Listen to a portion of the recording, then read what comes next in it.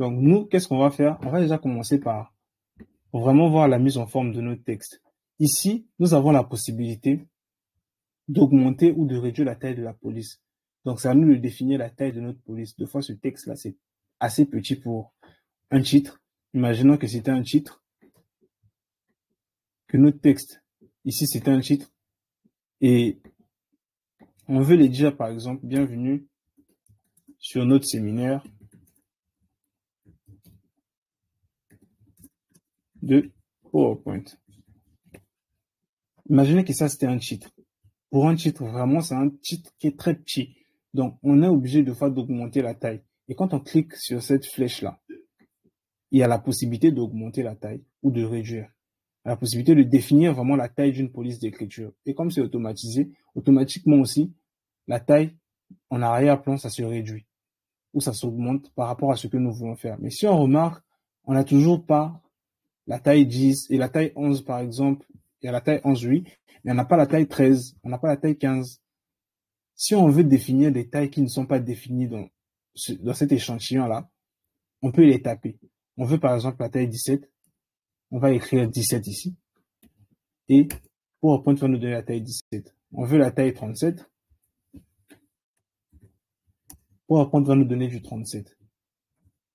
En tout cas, ces deux autres boutons nous aident maintenant. Quand on clique au-dessus, vous voyez, ça nous aide à augmenter la taille de la police. Si ici, on définissait la taille de la police, ici, on est peut-être pressé, on veut simplement tester, voir si cette taille nous convient, on peut augmenter la taille de la police avec ce A qui a une flèche vers le haut.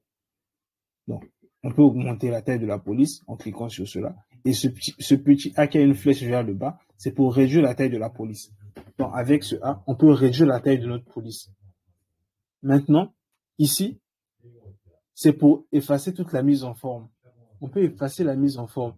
Ici, on pouvait avoir, par exemple, la couleur derrière. On va effacer la mise en forme avec ce bouton. Et ici, là, ce petit A, c'est pour la couleur du texte.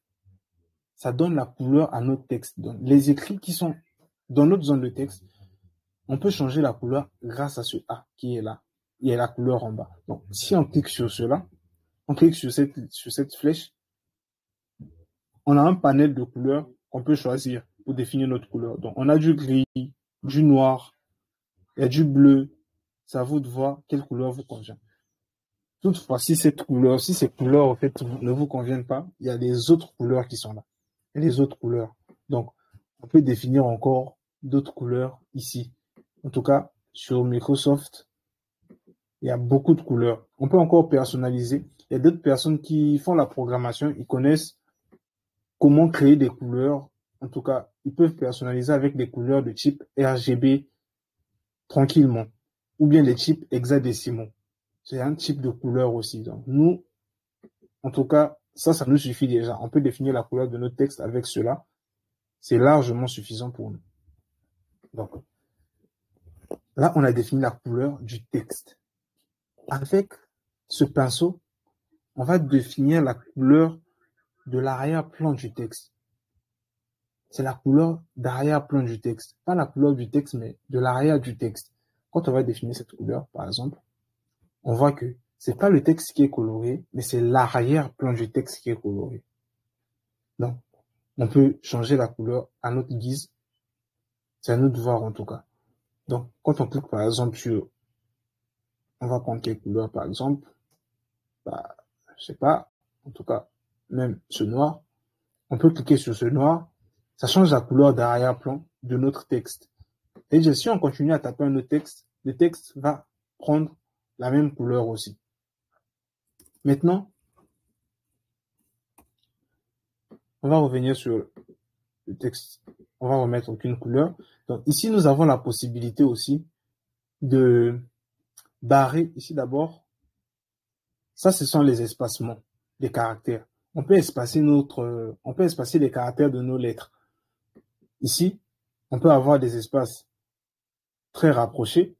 Donc, on va d'abord sélectionner notre zone de texte plutôt. On sélectionne notre zone de texte. On peut avoir des espaces très rapprochés. Donc, nos lettres seront très rapprochées, seront vraiment, comme on dit en russe, bliski, les unes des autres. ils seront vraiment très rapprochés. Et il y a en tout cas la possibilité aussi qu'ils soient très espacés. C'est à nous de voir comment nous voulons que nos lettres soient. Nous avons la possibilité aussi de barrer notre texte. Donc, c'est à vous de voir ce que vous voulez, mais en tout cas, je vous présente cela. On a la possibilité de barrer le texte. Donc, quand on clique sur ce bouton AB avec la ligne au milieu, ça barre notre texte. En tout cas, c'est à vous de voir. Et ici, donc, en tout cas, la meilleure des choses, c'est toujours de survoler et de lire. Vous survolez, vous lisez. Il y a beaucoup de choses dans Word et dans PowerPoint. Il y a beaucoup de choses. Vous ne pouvez pas forcément tout connaître. Mais quand vous survolez, vous lisez, ça vous permet de voir qu'est-ce que ce bouton-là va faire. C'est une façon pour vous de découvrir le logiciel. Donc, quand vous survolez, qu'est-ce qu'on a écrit? Ombre du texte. Donc, ombre du texte. Il nous dit encore, ajouter une ombre derrière le texte. Sélectionner pour mettre en valeur sur la diapositive. OK. Donc, on va ajouter une ombre derrière le texte à l'aide de ce bouton. Quand on clique, en tout cas, on ajoute une ombre à notre texte. Je ne sais pas si vous voyez bien, mais notre texte a maintenant, je vais zoomer, a maintenant comme une ombre en arrière. Quand je clique encore sur ce bouton pour enlever l'ombre, vous voyez que l'ombre se retire. Mais quand je clique pour le remettre, on a vraiment l'effet que notre texte se reflète un peu en arrière. C'est cette ombre-là qui a été ajoutée. Nous avons aussi la possibilité de souligner notre texte. Donc, quand on clique ici, ça souligne notre texte. Et il y a aussi un raccourci clavier pour souligner le texte. C'est CTRL-U. Donc, si on fait notre raccourci clavier CTRL-U, on va souligner le texte. C'est le raccourci clavier CTRL-U. Nous avons la possibilité de mettre notre texte aussi en italique. Donc, il y a l'italique. Donc, ici, l'italique, c'est un format où le texte est un peu penché vers la droite. Donc, c'est à vous de voir. Des fois, vous voulez donner de l'importance à un texte. Par exemple, vous voulez citer, par exemple, quelqu'un, la citation que quelqu'un a dit. Vous pouvez mettre le texte en italique pour signifier vraiment que c'est un texte important. Donc, pour l'italique aussi, il y a un raccourci, c'est le CTRL-I. Et ici, nous avons le gras. Le gras, c'est pour donner une épaisseur grâce à notre texte. Donc, quand on clique sur ce gras, ça donne l'épaisseur à notre texte. On peut cliquer encore pour retirer. Et pour donner du gras au texte, c'est aussi un raccourci, qui est le raccourci clavier CTRL-G. Donc, on maintient CTRL et puis on clique sur G. Pac, notre gras est appliqué. Là, nous avons fait vraiment le tour de ce qui est du texte. On n'a pas essayé ce bouton pour effacer la mise en forme. Si on clique sur ce bouton, la mise en forme de notre texte va partir. Quand je clique, le texte revient à sa mise en forme normale.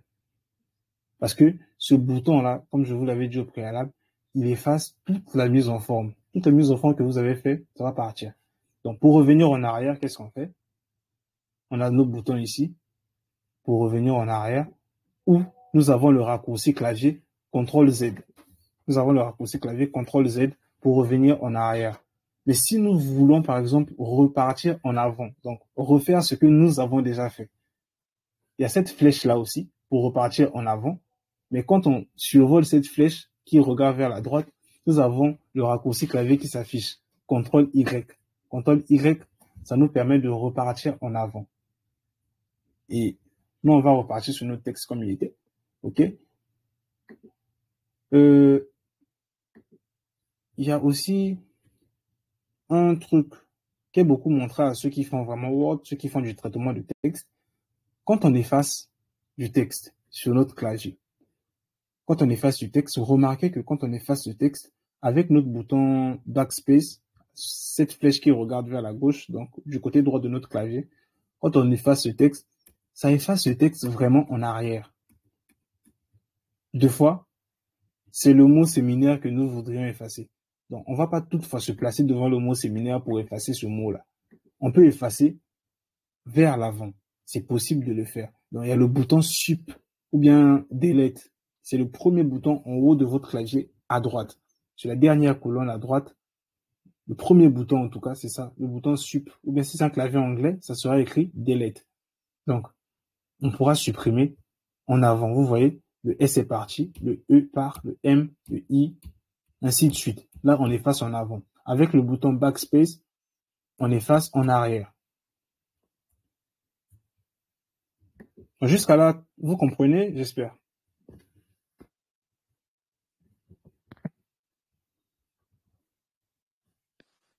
Mhm, oui, oui. D'accord. Donc, on va continuer. Et il y a ce... Là, nous avons fait la mise en forme du texte. On a vu vraiment ce qui concerne le texte.